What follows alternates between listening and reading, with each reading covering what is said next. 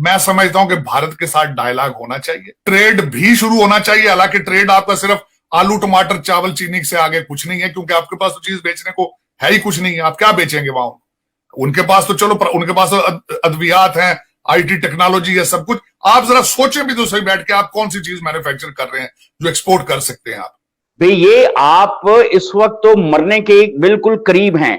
आप यूं समझ लें कि आपका जो ऑक्सीजन लेवल है इस वक्त वो 86% पे है और आप वेंटिलेटर के ऊपर हैं। आप मुझे बताएं 200 रुपया हो गया है डॉलर।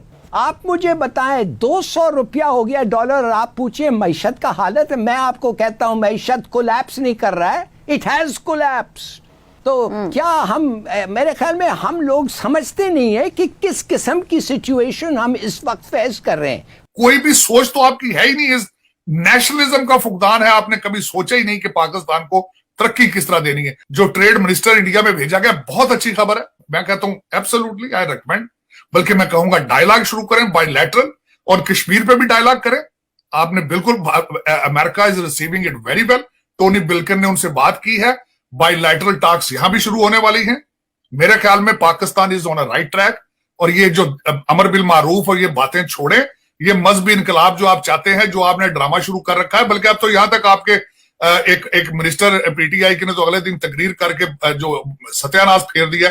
उसने कहा ये तो खुदा आपको कह रहा है पीटीआई को, आप पीटीआई ज्वाइन करें।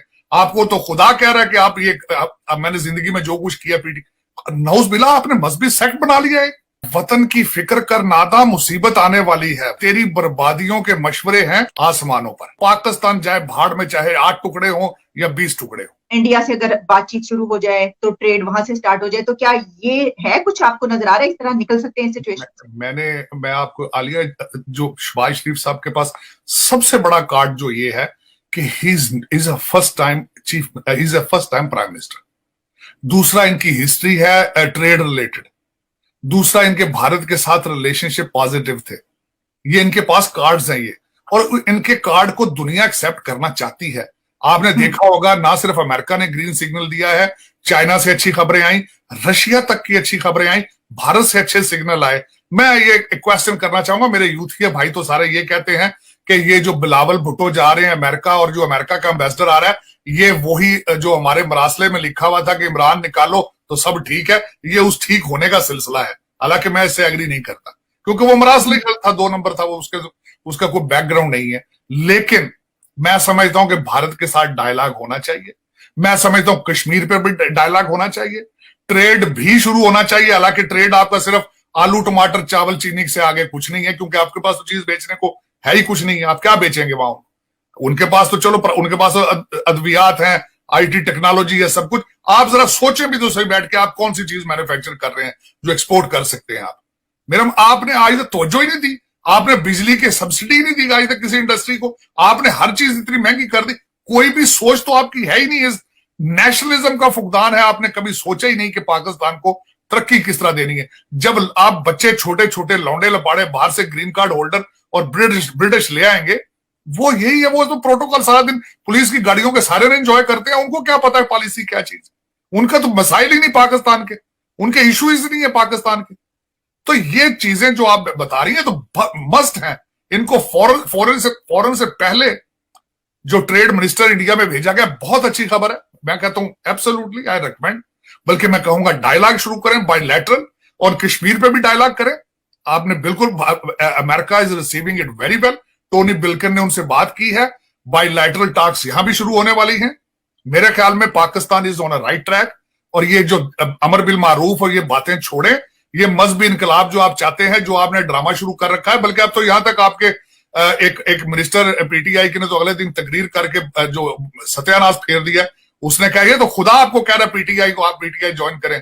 आपको तो खुदा कह रहा है कि आप ये मैंने जिंदगी में जो कुछ किया नौज बिला आपने मजहबी सेक्ट बना लिया है। आप तो बिल्कुल एक नया सेक्ट बना के फिर रहे हैं। और जिस तरह पहले वो अपने आप को मिसाल देते हैं, खान साहब, मैं हैरान हूं कि एक ऐसा बंदा है, उसको इतनी आजादी दे दी है कि वो अपने आप को कभी हजरत उमर के साथ तशबीह देता है, कभी वो नौज बिल्ला पैगंबर कहता है जी सारे लीडर तो पैगंबर होते हैं। ऐसे वर्ड्स। अगले दिन उन्होंने फरमाया कि यार उम्र पे हज पे जाने की क्या जरूरत है, यहां अपना पीटीआई में सारा काम करो। उनके पास इतना लाइसेंस है ना, उनको कोई मजहबी पार्टी देखती है। साजिद साहब, सिर्फ उनके पास ये लाइसेंस है, किसी की जरूरत नहीं है यहाँ पे, वरना कोई इस तरह की कोई बात करे।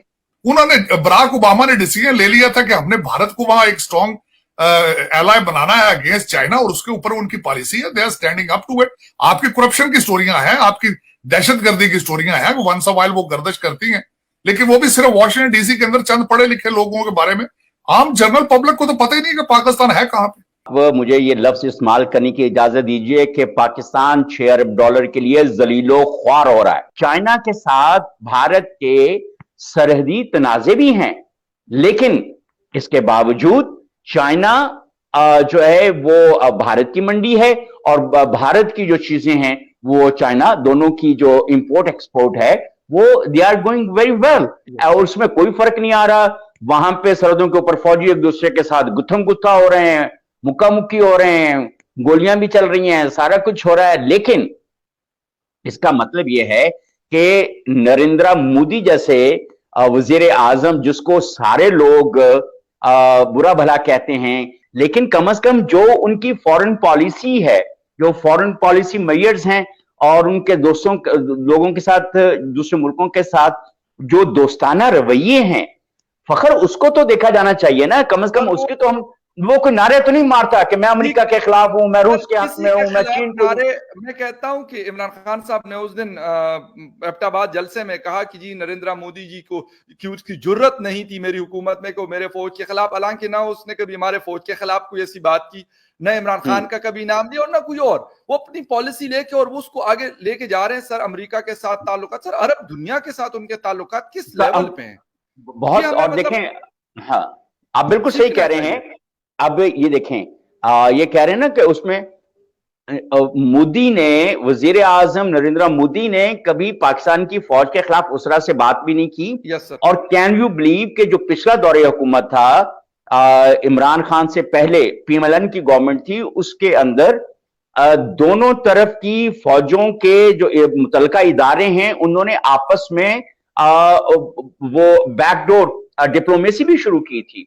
और जब इसके ऊपर बड़ा रौला पड़ा कि ये पाकिस्तानी फौज और भारत की फौज के जो इदारे हैं, फौजी इदारे, वो आपस में डिप्लोमेसी कर रहे हैं और चीजें, और सियासी हुकूमतों को पता नहीं है, तो उस वक्त एक हमारे जो साबिक आर्मी इसके आईएसआई चीफ हैं, उन्होंने ये कहा था कि ये नवाज शरीफ के दौर में सियासी हुकूमत की रजामंदी से बैकडोर डिप्लोमेसी शुरू की गई थी, और इसका ऑब्जेक्टिव ये था कि ये फौजी इदारे ज्यादा बेहतर और स्ट्रैटेजिकली एक दूसरे को समझते हैं, क्योंकि लड़ना भी इन्होंने है और इन्हीं की रजामंदी और इन्हीं की तजावीज के ऊपर दोनों मुल्कों के दरमियान अमन आना है। अगर नरेंद्र मोदी जैसे और वजीर आजम नवाज शरीफ, जिसके ऊपर इतनी आप उंगलियां उठाते हैं, और शायद खाकान अब्बासी के ऊपर भी उनके वफादार साथी होने पे उंगलियां उठाते हैं, तो कम से कम दोनों मुल्कों के दरमियान कोई अफामो तफहीम की और कश्मीर सोल्यूशन के ऊपर कोई बात तो हो रही थी ना। बिल्कुल। लेकिन वजीर आजम, साबिक वजीर आजम इमरान खान ने जिस तरह के ललकारे मारे हैं पड़ोसियों को और दूसरों को, बहादुरी ये नहीं होती कि आप दूसरों के गिरेबान को पड़ जाएं, या ये भी बहादुरी नहीं होती कि आप गालियां दें या किसी को बुरा भला इतना कहें कि जब आपके सर जेब में पैसा नहीं होता तो कोई आपको सर अपने घर में कोई मुंह नहीं लगाता। ये एक बात है सर, हम इसको माने या ना माने, लेकिन ये शायद हमारे कुदरत का कानून ऐसा, हमने कुदरत का कानून नहीं, देखें मेरी हमने बनाया हुआ है।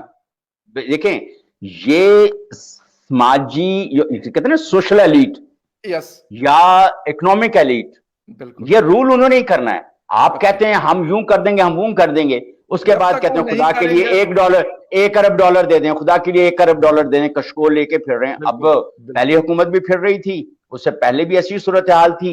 और देखें, अगर आप कहते हैं मैंने कशकोल तोड़ दिया और ये गैरत और ये और मुझे मांगना पड़ा तो मैं खुदकुशी कर लूंगा, तो फिर मोहतरम इमरान खान साहब को 1000 दफा तो खुदकुशी